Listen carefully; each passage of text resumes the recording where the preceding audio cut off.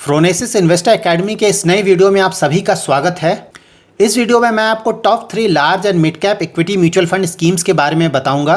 इस वीडियो में मैं आपको एक ऐसे म्यूचुअल फंड स्कीम के बारे में डिटेल से बताऊंगा जिसे आप इक्विटी म्यूचुअल फंड स्पेस का बेस्ट फंड बोल सकते हैं। ये वीडियो एजुकेशनल पर्पस के लिए बनाया गया है। अगर आपको किसी तरह का इन्वेस्टमेंट करना है तो आप अपने इन्वेस्टमेंट एडवाइजर से कंसल्ट कर सकते हैं।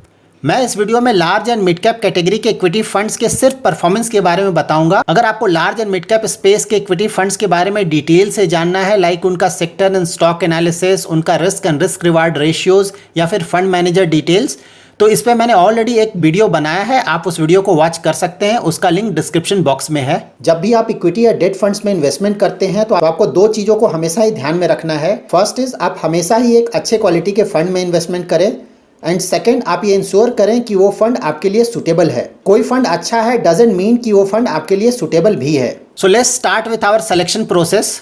Large and mid cap space में अभी टोटल 27 इक्विटी फंड्स हैं। Out of these 27 equity funds हम वैसे फंड्स को अपने फाइनल लिस्ट से रिमूव करेंगे जिनका AUM that is asset under management 500 crore से कम है, या फिर वो फंड एक रिलेटिवली न्यू फंड है जिसका इवन 3 इयर्स का ट्रैक रिकॉर्ड अवेलेबल नहीं है। मैंने उन सारे फंड्स को हाईलाइट किया है जिनका AUM 500 करोड़ से कम है। ये फंड्स है BOI AXA large and mid cap equity fund, Mahindra Manulife top 250 निवेश योजना, Navi large and mid cap fund, Quant large and mid cap fund, Union large and mid cap fund. ना हम वैसे फंड्स को भी अपने फाइनल लिस्ट से रिमूव करेंगे जिनका इवन 3 इयर्स का ट्रैक रिकॉर्ड अवेलेबल नहीं है। ये फंड्स हैं Axis growth opportunities fund, HSBC large and mid cap equity fund and Motilal Oswal large and mid cap fund. So now we are left with 19 funds. हम इन 19 funds का performance check करेंगे across 1 year, 3 year, 5 year and 10 year with respect to its respective benchmark. मैंने उन सारे returns को red colour से highlight किया है जो कि अपने रिस्पेक्टिव बेंचमार्क को उस पर्टिकुलर होराइजन में बीट नहीं कर पाए हैं। सो आउट ऑफ 19 फंड्स ज़्यादातर फंड्स का परफॉर्मेंस अच्छा नहीं है। Even in this bull market वो अपने बेंचमार्क को बीट नहीं कर पा रहे हैं। तो नेचुरली हम ऐसे फंड्स में इन्वेस्टमेंट करना नहीं चाहेंगे जो कि अपने बेंचमार्क को भी बीट नहीं कर पा रहे हैं, क्योंकि आपको पता है कि एक्टिवली मैनेज्ड फंड्स का एक्सपेंस रेशियो काफी ज्यादा होता है as compare to index fund. That's why हमें ऐसे एक्टिवली मैनेज्ड फंड्स में इन्वेस्टमेंट नहीं करना चाहिए जो कि कंसिस्टेंटली अपने बेंचमार्क को बीट नहीं कर पा रहे हैं। So out of these 19 funds हम वैसे फंड्स को अपने फाइनल लिस्ट से रिमूव करेंगे जो कि 2, 3 या 4 होराइजन में अपने बेंचमार्क को बीट नहीं कर पा रहे हैं। So out of these 19 funds हम 15 फंड्स को अपने फाइनल लिस्ट से रिमूव करेंगे। ये फंड्स हैं Aditya Birla Sun Life equity advantage fund, DSP equity opportunities fund, Edelweiss large and mid cap fund, Franklin India equity advantage fund, HDFC growth opportunities fund, ICICI Prudential large and mid cap fund, IDFC core equity fund, Invesco India growth opportunities fund, LIC MF large and mid cap fund, L&T large and mid cap fund, Nippon India vision fund, SBI large and mid cap fund, Sundaram large and mid cap fund, Tata large and mid cap fund and UTI core equity fund.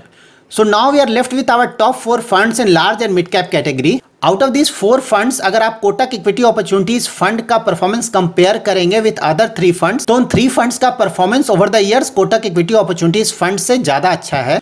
Like 1 year, 5 year and 10 year horizon में all 3 equity funds का performance Kotak equity opportunities fund से ज्यादा अच्छा है। इसलिए हम अपने final list से कोटक इक्विटी अपॉर्चुनिटीज फंड को भी रिमूव करेंगे। So now we are left with our top 3 funds. Now let's rank our top 3 funds. So out of these top 3 funds, हमारा नंबर 3 पे फंड आएगा principal emerging blue chip fund.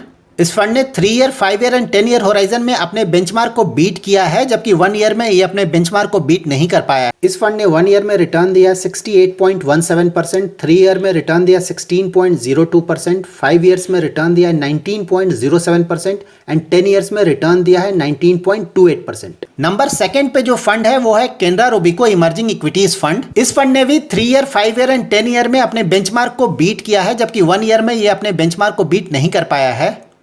1 year में इस fund ने return दिया 64.76%, 3 year में return दिया 16.91%, 5 year में रिटर्न दिया 19.58% एंड 10 ईयर्स में रिटर्न दिया 20.28%। सो नाउ हम जानेंगे large and mid cap space का बेस्ट इक्विटी फंड। ये फंड है Mirae Asset emerging blue chip fund. इस फंड ने अक्रॉस ऑल 4 होराइजन्स अपने बेंचमार्क को कॉम्प्रिहेंसिवली बीट किया है। 1 ईयर में इस फंड ने रिटर्न दिया 70.39%, 3 ईयर्स में रिटर्न दिया 22.26%, 5 ईयर्स में रिटर्न दिया 22.41% एंड 10 ईयर्स में इस फंड ने रिटर्न दिया 22.65%। मेरे asset emerging blue chip fund एक ऐसा फिनोमिनल फंड है जिसमें सारे इक्विटी म्यूचुअल फंड इन्वेस्टर्स को जरूर इन्वेस्ट करना चाहिए। Now let's try to figure out कि मैं इस फंड को बेस्ट फंड क्यों बोल रहा हूं। ये फंड 2010 में लॉन्च हुआ था और इसने कंसिस्टेंटली ओवर द इयर्स अपने बेंचमार्क को काफी अच्छे मार्जिन से बीट किया है। जब भी मार्केट गिरा है तो ये फंड रिलेटिवली कम गिरा है और जब भी मार्केट ऊपर गया है तो ये फंड काफी ज्यादा ऊपर गया है as compare to its benchmark. So because of its consistency and excellent performance across different cycles हम इस फंड को बेस्ट इक्विटी फंड बोल सकते हैं। नाउ उन सेक्टर्स को चेक करते हैं जिसमें इस फंड ने अपना इन्वेस्टमेंट किया है। इस फंड ने फाइनेंशियल सेक्टर में इन्वेस्ट किया 30.92%, हेल्थ केयर में 10.08%, टेक्नोलॉजी में 9.76%, ऑटोमोबाइल में 8.97%, एनर्जी में 7.6%, केमिकल्स में 5.61% एंड एफएमसीजी में 4.8%। इसके अलावा इस फंड ने कुछ और सेक्टर्स में भी इन्वेस्टमेंट किया है like engineering, construction, consumer durables, metals, communication, services, textiles and diversified. इसका मेजर इन्वेस्टमेंट है financial, health care and technology में, जो कि रिलेटिवली स्टेबल सेक्टर्स माने जाते हैं और ज़्यादा रिस्की सेक्टर्स नहीं हैं। इस फंड का मेजर इन्वेस्टमेंट ऑटोमोबाइल सेक्टर में भी है। ऑटोमोबाइल सेक्टर का परफॉर्मेंस कोरोना पेंडेमिक के बाद काफ़ी अच्छे होने के चांसेस हैं। इस फंड ने केमिकल्स एंड मेटल सेक्टर में रिलेटिवली कम इन्वेस्ट किया है। ये दोनों ही सेक्टर सिक्लिकल सेक्टर हैं और जब भी इनका रिटर्न आता है तो रिटर्न काफ़ी ज़्यादा आता है, लेकिन जब भी इनमें करेक्शन आएगा तो करेक्शन भी काफ़ी ज़्यादा आएगा। ना हम उन स्टॉक्स को चेक करेंगे जिसमें इस फंड ने अपना इन्वेस्टमेंट किया है।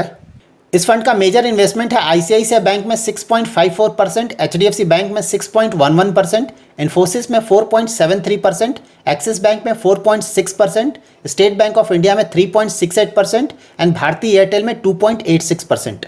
इस फंड ने किसी भी पर्टिकुलर स्टॉक में मेजर इन्वेस्टमेंट नहीं किया है। दैट वे इस फंड का पोर्टफोलियो वेल डाइवर्सिफाइड पोर्टफोलियो है। और अगर आप इन स्टॉक्स के P that is price to earning ratio को देखें तो ज़्यादातर स्टॉक ग्रोथ स्टॉक्स हैं, लेकिन साथ ही इस फंड ने कुछ वैल्यू स्टॉक्स में भी इन्वेस्टमेंट किया है।